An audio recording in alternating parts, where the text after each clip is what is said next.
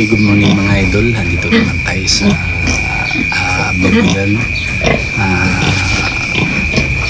Pag-i-support ko naman po sa bago kong channel, Limski Siring channel. Ay yung dati kong Limski TV official ay wala na po yun. Yun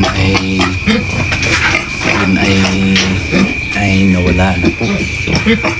Hindi ko na mabuksan kaya gumawa ko ng bago kong channel. Ito na yung Limski Serenyo channel.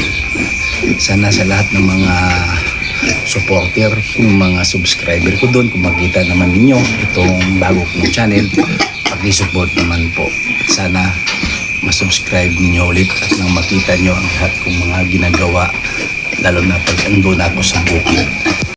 Isa araw pa lang Lunes hanggang Biyernes ay ako lang ang nag-iisang natira dito kasi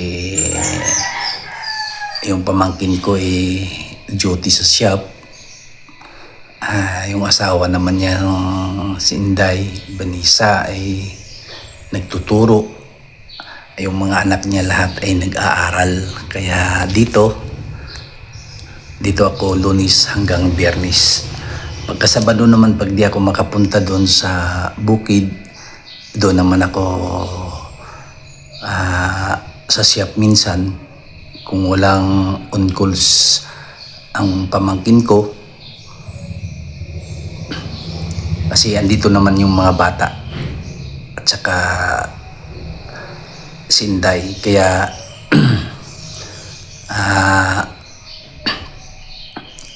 pwede na ako makasama sa pamangkin ko doon sa shop. Pagka Linggo ay punta naman kami doon sa kabilang Nayon kasi malayo galing dito 40 plus kilometers ang lalakbayin namin bago namin marating yung bukid. Pag araw ng Linggo saka kami pumunta doon. Doon naman sa bukid ang trabaho. Doon kasi inumpisahan na namin kahapon yung pag gawa ng bahay doon. Nakatayo na kami ng mga poste. Sa sunod Linggo maploringan namin at saka malagay ng mga siparlins. Ay pagkasunod Linggo baka may bubong na. Yun. Kasi ang araw ng Lunes hanggang Sabado ay busy dito sa trabaho. At saka sa asawa naman ni Dong Lando ay Lunes hanggang Biyernes ay nagtuturo. Kaya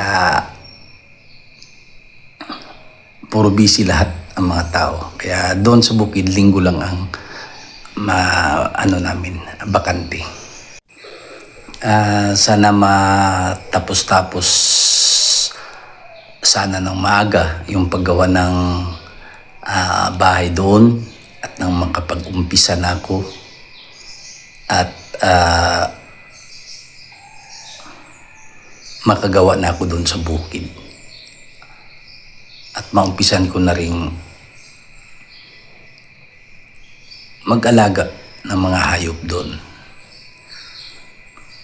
Maganda doon sa bukid kasi yung hangin napaka-presko. Tsaka malayo sa kabihasnan. Yung parang free will ka doon kasi malayo ang marating ng paningin mo kasi nasa taas ka eh. Ganda talaga dun sa bukid. At marami kang magawa doon. Ikaw na lang ang magsawa kung anong magpahinga ka. Pagka okay naman, trabaho ka naman. Sa iyo ang oras doon eh. Wala kang amo doon.